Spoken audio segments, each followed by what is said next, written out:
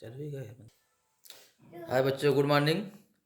आज आपके लिए मैं लाया हूं सूरदास का जीवन परिचय, जो आपका जीवन परिचय के साथ साथ एमसीक्यू क्वेश्चन में भी सहायता करेगा। देखिए, सबसे पहले सूरदास जी का जन्म सन 1478 ईस्वी में रुनकता नामक ग्राम में हुआ था। रुनकता कहाँ है? जब आगरा से मथुरा जाते हैं तो सिकंदरा के पास रुनकता पड़ता है।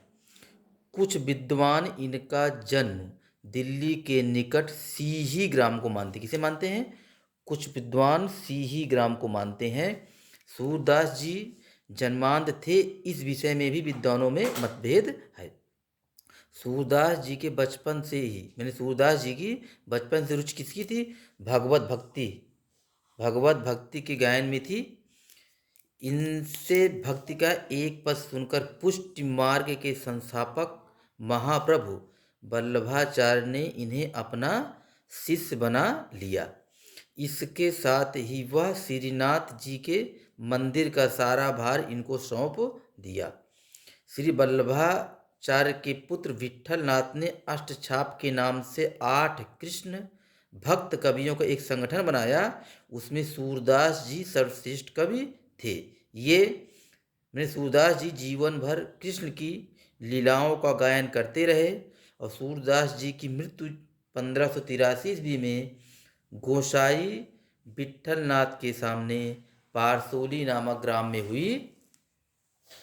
इनकी जो प्रमुख रचनाएं हैं, पहली सूरसागर है, दूसरी साहित्य लहरी है, तीसरी है सूरसारावली।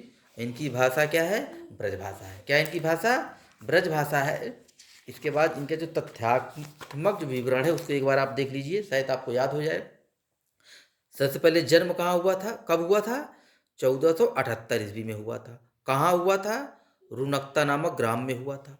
इनकी मृत्यु कब हुई थी? 1583 ईस्वी में हुई थी। कहाँ हुई थी? पारसोली नामक ग्राम में हुई थी। सूरदास जी ने किस भाषा का प्रयोग किया? ब्रज भाषा का प्रयोग किया था। रचनाएं कौन कौन सी इनकी? सूरसागर, सूरसारावली, साहित्य लहरी। सूरदास जी को वात्सल्य रस का सम्राट कहा जाता है। इनका अष्टछाप का कवि कहा जाता है। इनके गुरु क्या नाम था? वल्लभाचार्य। क्या नाम था? वल्लभाचार्य। वल्लभाचार्य ने पुष्टि मार्ग का संस्थापन किया था। और अष्टछाप का संस्थापक कौन था? विठलनाथ को माना जाता है। अष्टछाप क्या है? 8 कृष्ण भक्तियों का एक समूह है। 8 कृष्ण भक्त जो थे उनका एक समूह है। सूरदास जी पहले गौ घाट पर कृष्ण के पद गाया करते थे, बाद में श्रीनाथ के मंदिर में गाने लगे। और देखिए, इनका जो समय है भक्ति काल है।